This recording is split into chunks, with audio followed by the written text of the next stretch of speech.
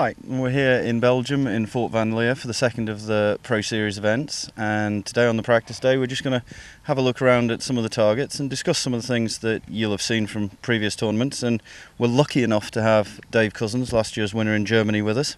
So, pleased to be here. Yeah, absolutely thrilled to be here. I watched the video and stuff from last year and the scores coming in as they came in, and I really wanted to be a part of it, but just schedule-wise, logistics wouldn't work out. But made some concessions to be here this year, and definitely. It has been a long season for you. It certainly has, Alistair, definitely. I mean, every year I'm on the road with 20 to 25 events, plus trade shows, seminars, dealer openings, coaching clinics. But just back from the World Champs. Yeah, just back from the World Champs a matter of days ago, about 8 or 9 days ago. We're there for 14 days, and so kind of been bouncing around time zones for the last 3 weeks. But at least we have some decent weather with us here, and we're going to have a look at a couple of the targets that they're going to see on the internet over the weekend, and so hopefully you can talk us through a few of them. Yeah, definitely love to. Cool. Right, we're standing here on what is definitely a little bit different, on top of one of the old factories. What I want you to do is just talk us through everything that you would do from reaching this shot. Right, well, first of all, I'm going to come up to this target and identify it. It's the 55 centimeter target. We're going to shoot this at a distance of 45 yards up here, so approximately like 41 meters, 41 and change. I run my stuff in imperial and yards. When I'm shooting NFA, I don't get into meters too much because I want to shoot it for what it says. Yeah. And I've had some difficulty doing that this year in a couple of tournaments. But I mean, first thing, normally if this target had been shot, first thing I would do is pull out the Swarovskis, glass the target, and see if there's any trends to it. Left, right, up, down, what have you. Looking at this target straight away, it's got some angle on it. You're definitely going to have to make a cut, and that's what I've got the inclinometer for. But what I'm going to do on the first one to illustrate how important the cut is on a target like this is shoot the first one straight up for 45 yards. Yep. Kind of illustrate to you what you're going to get if you don't have the proper tools and equipment. Would you be using a rangefinder through the day? Absolutely. I always try to check on it, and it's not that I'm looking for yardages that are off. It's part of my shot routine. Yes. It gets me on task, and it helps me eliminate the number of mistakes I may possibly make. Okay. So, first of all, set the sight straight off for 45. You may notice that he's not shooting the bow you would normally see in his hands, but we might discuss that a little bit later.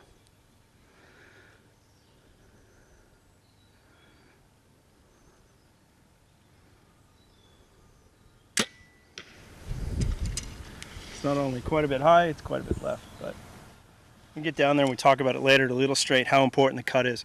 I'm going to guess before I even pull my inclinometer out, that's probably going to be a 2 to 2.5 yard cut. So I run everything, I run everything in percentages. I use cosine, and basically I'll shoot the angle first. And that's right there at 23 degrees. And I'll look at the cosine chart on the back of my inclinometer. For 23 is 0.92, so roughly, I look at that as a decimal. I'm going to take roughly 8% off of the distance. So 1% of the distance here would be 0.45. So it's roughly a half a yard. It's 4/10 of a yard. So do the math. That's going to be. It's been a while. Yeah. Yeah. It's been a long 2 weeks. It's going to be about. Try and get this right. People are watching. Yeah, no kidding. Well. Maybe about 4 yards, actually. Solid 4 yard cut. So we'll set for 41. Try to make a better shot and at least put it down the middle, left and right one. Yes.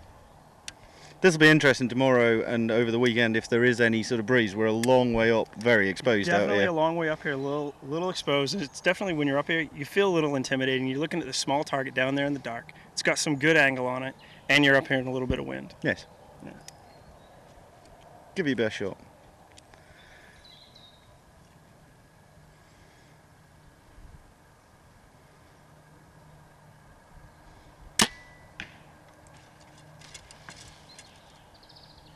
And that's right there. It's between the X and 5 line at about 7 o'clock. So I might be shooting a little left on the downhills. Have to check the third axis. Okay. Okay, we've come down to the target that we shot from the up above 45 there. yarder. Yeah. And obviously not wishing for your press to think anything bad of you. You shot the first one on the right side. Yeah. We shot the first one straight up 45 without the cut, and it was 23 degrees on that right there. So it's going to yield us about an 8% cut. So just wanted to shoot that to kind of illustrate, how much of a difference it really makes. Especially even for me, I'm shooting a fairly heavy arrow. It's the Easton Pro Tour 380, weighs 395 grains. Doing 287 feet a second off the Hoyt Alpha Max 35. So it's a reasonably heavy arrow. with some speed behind it. So it's got some good downrange velocity carry. Now, if you're shooting a much slower bow, you're going to be up here in the black, or maybe even off paper. I mean, people don't see this. So it's important. The speed is, it's not just there for manliness. No, it definitely helps, but even at my speed, there's concessions to make on a target like that. And seriously, the angles do have to be looked at. Cuts have to be made. So, and the second one, we took the 8% off, which roughly came out to about 4 yards, and put it in there. Any good reason for the left-hand side? Well, first 2 arrows I shot on a slope all day after shooting out there on the practice range. So, maybe the bubble needs to be dialed in just slightly a little bit. But obviously it wasn't you, Well, not two of them in a row. No, silly me, yes.